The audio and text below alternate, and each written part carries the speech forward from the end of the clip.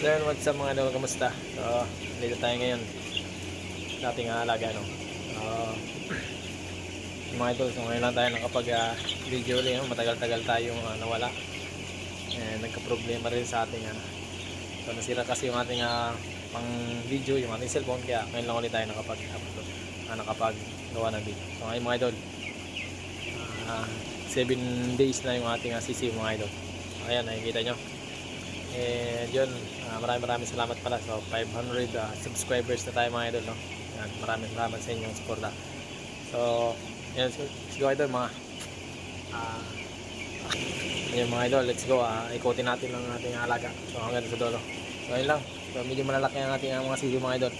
So ito ipapakita ko sa inyo. So ayan sila mga idol, 7 days. So kung may estimate nyo yung kanyang laki, ayan, 7 days yan mga idol. Let's go mga idol.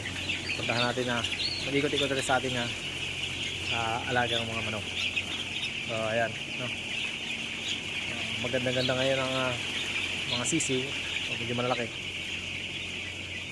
So ayan mga idol. At yung ating heater pala mga idol, no? Ayan. So kita nyo naman, sige lang to ka. So, napakabilis lang lumaki. Mga idol. And nandito nga pala nakasit yung ating mga idol, no? Itong ating controller sa apoy. Sa apoy yan. Gauge. Kasi ito yung pampalakasan ng gas. Tapos na ito yung sa temperature para lumakas yung apoy. So yun mga idol. Let's go. So bali dalawa yung dalawa silang tawag dito, yung ganong controller ng gas, no mga idol. Meron yung dito sa dulo. So pupuntahan natin. So ayan mga idol, no? Malaki na. 7 days na sila mga idol. Ayan, makikita nyo, sobrang maganda ngayon ang paglaki ng mga sisig. And kakaunti din yung mga namamatay, siyempre. So makikita nyo. Ayan, no? So meron din mga nagtatanong sa akin mga idol, no, kung paano daw ito linisin ng ating building. And yun mga idol is ano po siya, manual, no? Tao din lang naglilinis, no? So gagawin din natin ng video yan pag naglilinis na sila. Gawa ng marami din naglilinis kasi hindi lang 5 o mga 10, ganun. Kasi medyo matagal-tagal din linisin to, medyo malawak din, no?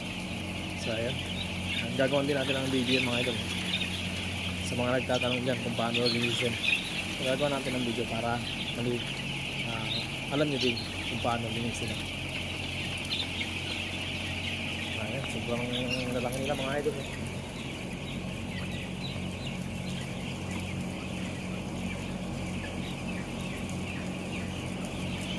Malakas kumain. So 7 days nagko-consume na siya ng 14 sako, no, na pagkain sa maghapon magdamag, maghapon magdamag, 28 sa maghapon magdamag, no. So yun, yung kinukonsume niya sa loob ng 7 araw. So yun, may patay. So kanina pa tayo naglalakad, isa pa lang nakuha natin patay. Yan. So ayan mga idol, kita nyo naman.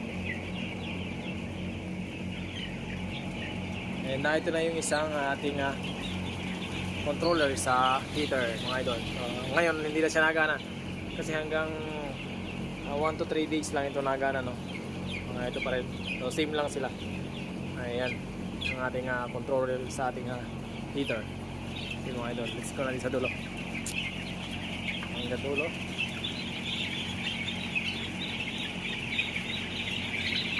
Ayan, no? Sa mga idol, mga ating alagang manok, 38,000 sila mga idol.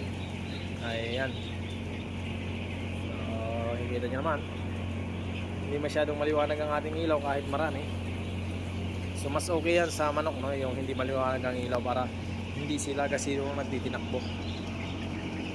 hindi sila casino na di ginalaw, no? Kain lang, tapos inom, yun, makakapo na uli sila. Lalo na pag gantong mainit, mas maganda siya mga idol kaysa sa mga. So pag maulan, kailangan mo sila laging lakad-lakaran, no? Para sila tumayo. So pag mainit, kusa sila lumalakad kasi nakakabilo silang lumaki gawa ng sobrang init, no? Ayan mga idol. Mga idol, nandito tayo.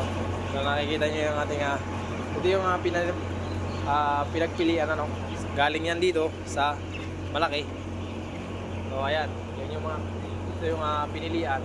So na ito yung napili. Ayan mga idol. May mga gamot na rin siya. May tubigan. May pakainan din para mas maraming pakainan. Kuha nang naiiwanan sila hindi sila piling isabay dito. Kuha nang pag naiiwanan sila sa paglaki, lalo silang hindi makakahabol sa paglaki, no? So mababansot sila. Kaya yun ay binubukod na natin, no? Yan, pinamili na namin siya nung nakaraang araw mga idol, no? So yun lang, pinakita ko sa inyo ang ating alaga, no? Medyo okay naman, malalaki. Yun, yun lang, thank you. At maraming salamat sa ating sumusuporta sa atin. So 500 subscribers tayo mga idol. So, more subscribe lang kayo. Maraming salamat. God bless.